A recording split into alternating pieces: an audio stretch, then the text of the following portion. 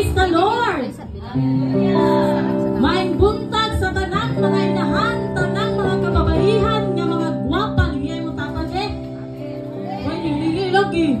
Lingay ako kunin nyo eh ha. Lingay mo tapad eh, igsoon, gwapa ta, karong buntaga. Kayo ba na to ang grasya sa Ginoo, amen. Ayaw pag-una-una, igsoon, nga tiguan naman to, yun naman ko gwapa. Ayaw pag-una kay kaning atong libuhat, pugong ni sa edad, amen. Pugong ni sa edad, kay basta naata sa Ginoo, malipayon kita sa kanunay, amen.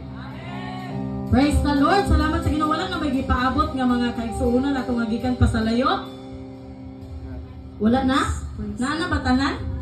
Lord, dagandaghan na kita ron. No, salamat sa Ginoo no kay bisag naani sa tumoy. Sa tumoy na di ba?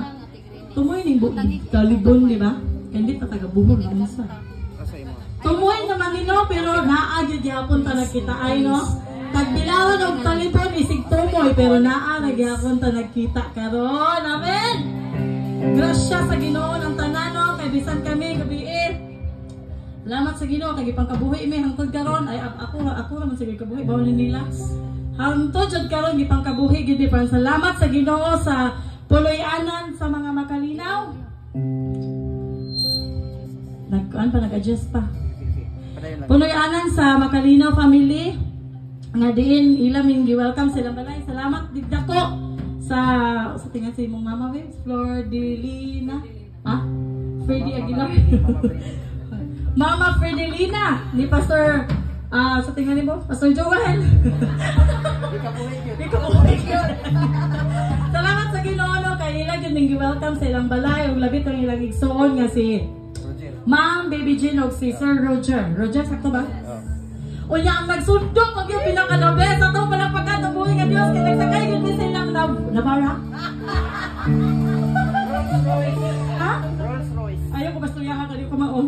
Salamat sa Ginoo kay ano kay wapon di kuhaan ni Pastor Gab na buan jud ni bakta sa perting kusugagwan. Unya gasuka-suka ra ba taon ni inyong alagad. Grabe gina kung suka sa bandi man ta putik suka pero mao ano to gabi eh. Di kabuhig yung kupag-ayo niya siya wala suka nga mao man nitik suka. Gibal iya siguro gibalhin ako yung dagon. Salamat sa Ginoo sa tanan kay bisan og kanang namimig higdaanan kuwang gihapon na mong tug. Salamat sa Ginoo no. Nagisusuya sa kanila para ang uban nga bago pa niabot register sa ilang mga pangalan dito. O gi-welcome ang tanan nga niya karon. Dalaygo na tong buhi nga Dios. Amen. Atong palakpakan ang Ginoo sa matabusan nato.